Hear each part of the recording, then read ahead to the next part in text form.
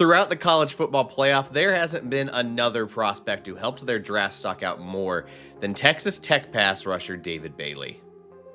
Despite the 23-0 loss to Oregon, Bailey was a one-man wrecking crew for the Red Raiders defense, generating 9 tackles, 2 tackles for loss, 2 pass breakups, a sack, and 4 pressures. Bailey led the nation with 81 pressures this year to go along with 14.5 sacks, and his stock has continued to steadily rise until it skyrocketed in the playoff. At 6'3" and 250 pounds, Bailey brings great length and excellent explosiveness to be a dangerous pass rusher that teams are forced to game plan around. But even when teams like Oregon are trying to game plan around him, Bailey still finds a way to wreak absolute havoc on an offense.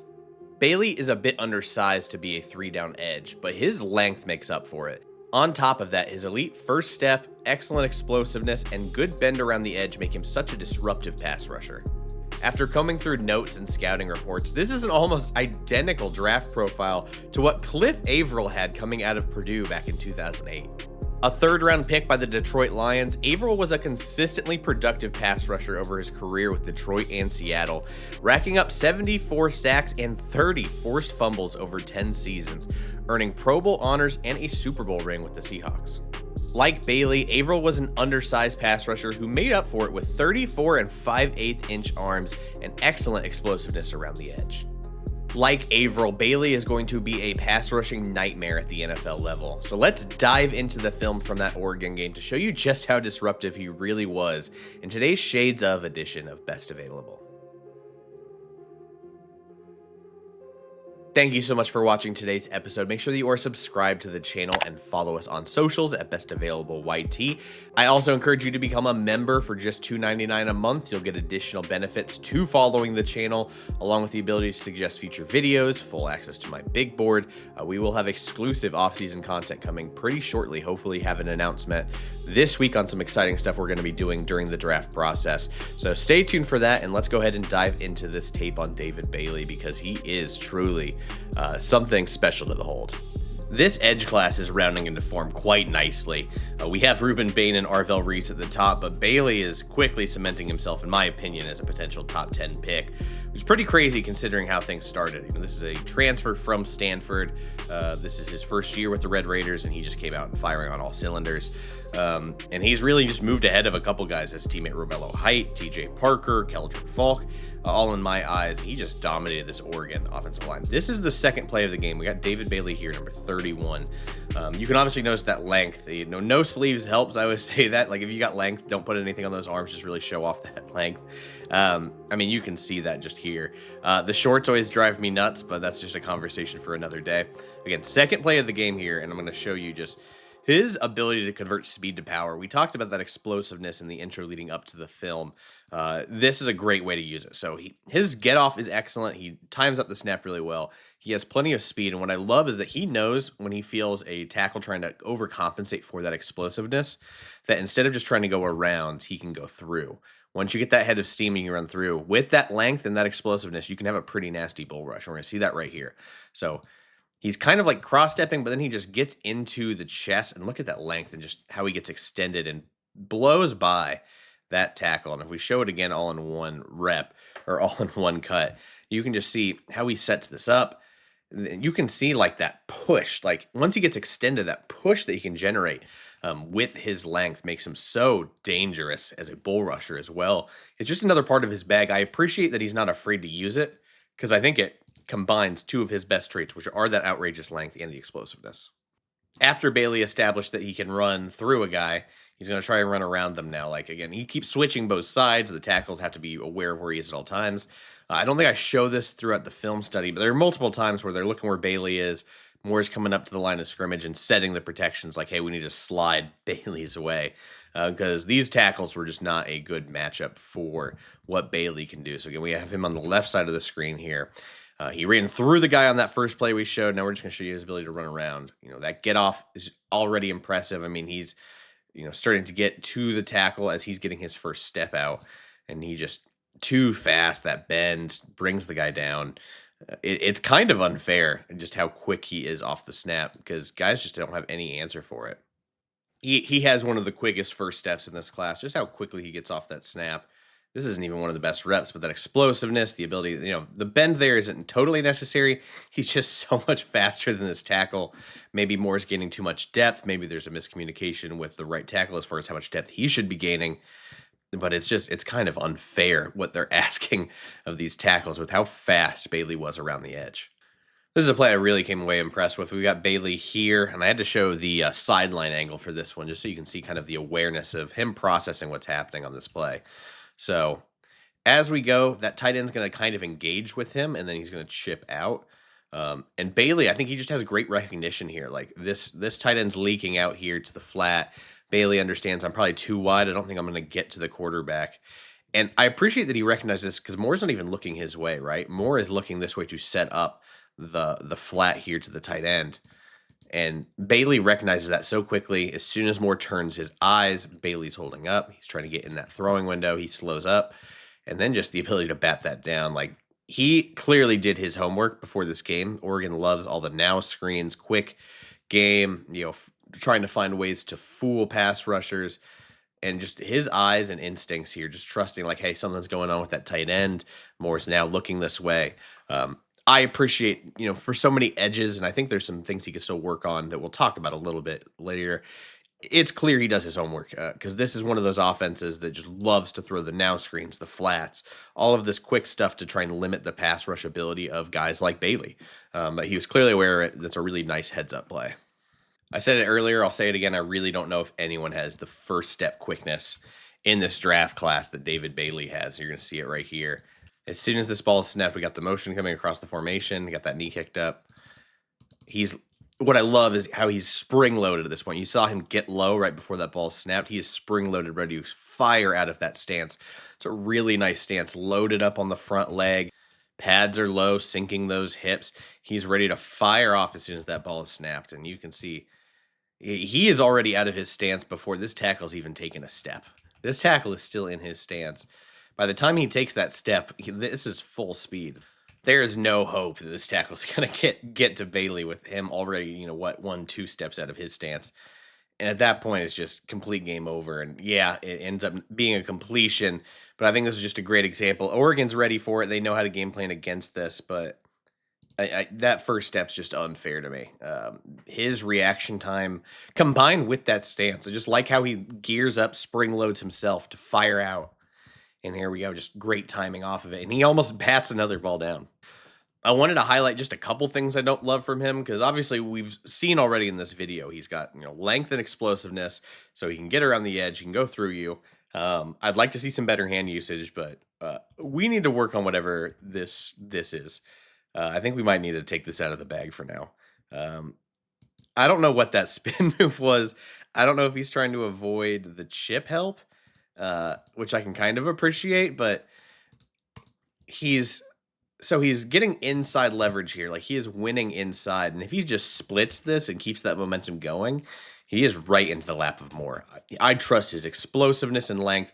Like, he is on the right path right here with this shoulder of this guard that he's just going to get through here and get a sack. But instead, he tries to spin back out, which doesn't make any sense to me considering he had inside leverage already.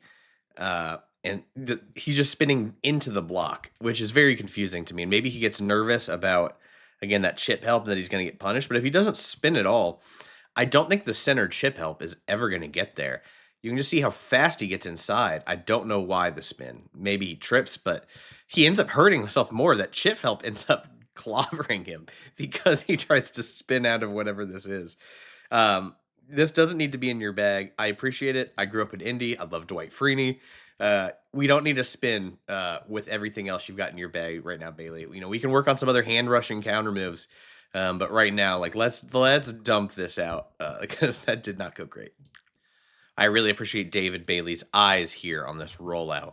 One of those plays, especially on a rollout concept where we're all just hinge blocking, it's going to be really hard to get through for David Bailey on a rollout, because even if he cuts inside, Dante Moore is just going to keep rolling out. So it's kind of a lose-lose situation on rollout plays, especially near the goal line for a pass rusher. So what I appreciate from Bailey here, he's trying to work outside, but he's not trying to, go downhill. I appreciate he's trying to stay lateral, and he's just keeping his eyes, on that quarterback and in that throwing window.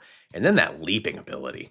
My goodness, he can get up, like up. Like that's that's some ridiculous verticality from the guy. But I just love he's just staying disciplined, not trying to, wash himself out of the play on this rollout.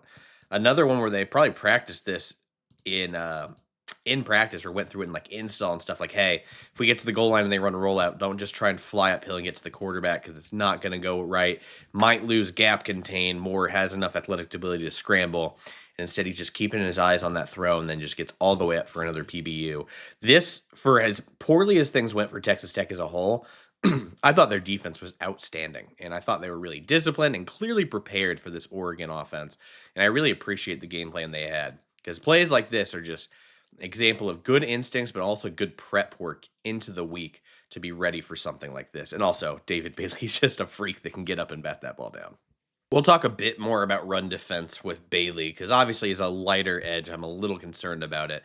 But then there are plays like this where I'm like, okay, I can see what he can do against the run, which is he is pretty uncanny at knifing around defenders, getting around them, using his lateral agility plus that explosiveness to sidestep and then fire around these offensive linemen. So you can see here he sidesteps, gets outside, and then he just goes straight down the line of scrimmage, and he meets that ball carrier with violence. Now, the tackling technique's a little funky, but we can coach that up. What I love about him, maybe his tackling technique isn't as sound as far as, launching through the hips, driving the feet through contact. But man, as far as coming into contact, this guy is fearless when it comes to engaging. So again, roll around that block and then he's just violently attacking.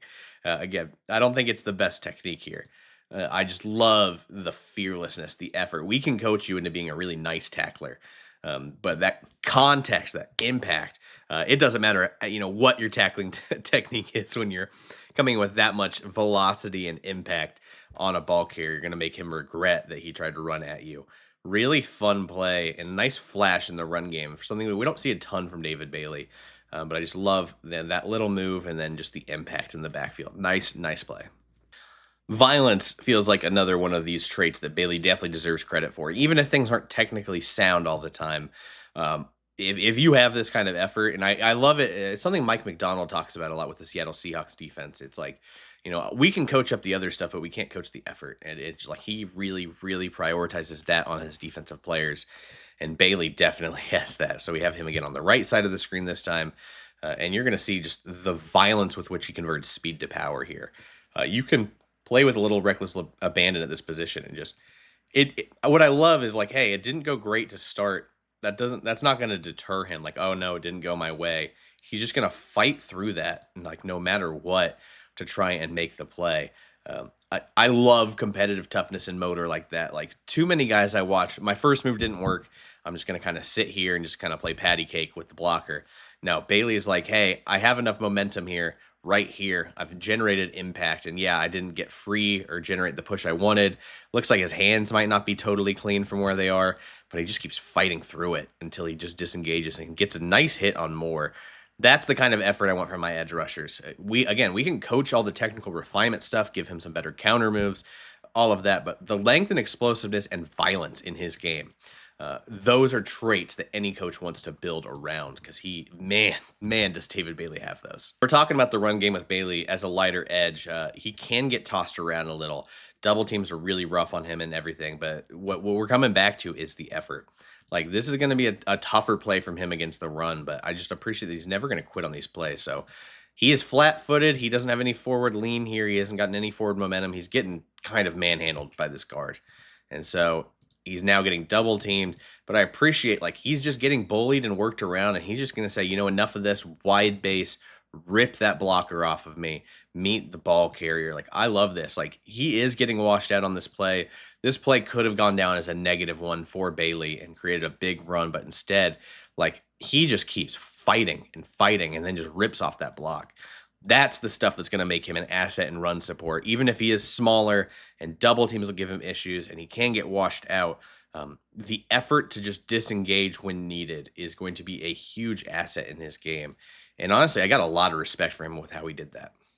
Because so many players would just want to go through the first effort of this and be like, yeah, I did my job. I knifed inside. I got beat. So I'm just going to kind of let, this play be over. Someone else make the play. But it's that competitive toughness to just keep fighting and make the play. This is one of my favorite reps by him. I love a player that gets beat, but doesn't quit on the play. This guy is wired the right way to be an NFL player. As someone that covers the Packers with Acme Packing Company, Rashawn Gary has been a big focus this year because, yes, he generates pressures, but not all pressures are created equal. Quick pressures are much more valuable, right? Getting in the lap of a quarterback very quickly, because no matter what plan you have, if there's immediate pressure, everything goes to crap, right? So I love quick pressures. Those are far more valuable than just a regular pressure or like an off-script pressure where guys just rolling around, plays kind of blown up anyway. And I think David Bailey is going to be the king of quick pressures at the NFL level because his ability to just get so quickly into the pocket. As we snap this, again, he's already going. This guy's first step is he has to even hit the ground, and Bailey is already like a bat out of hell getting around here. And he just goes, that little dip and bend is nice. Really like that. And then here he is in the lap of Dante Moore in like half a second, it feels like. Just again, love how he loads up in this stance. It is so effective to spring load out of here while staying low. And then he has that little bend off of it. That's such a nice play. Just really blows up everything immediately on this play. I could have shown you a bit more of the technical side of David Bailey's game and how it's, still a work in progress. But I don't think any NFL coach is going to care about any of that, to be quite honest. I mean, this guy brings so much to the table that you can work with the length, the explosiveness, and that motor and competitive toughness. Like, this is a guy that really, really wants to make an impact for his football team. And I just love everything about that with David Bailey. So let me know in the comments what you think about Bailey. Where would you have him graded? Where do you think he'll end up in the 2026 NFL draft? And we'll be back on, what day is today? Wednesday. We'll be back on Friday. I'm mulling between a couple ideas, but I got one that we might turn into a series as well. So stay tuned for that. Thank you so much for watching, and we'll be back in a couple days. Check you next time.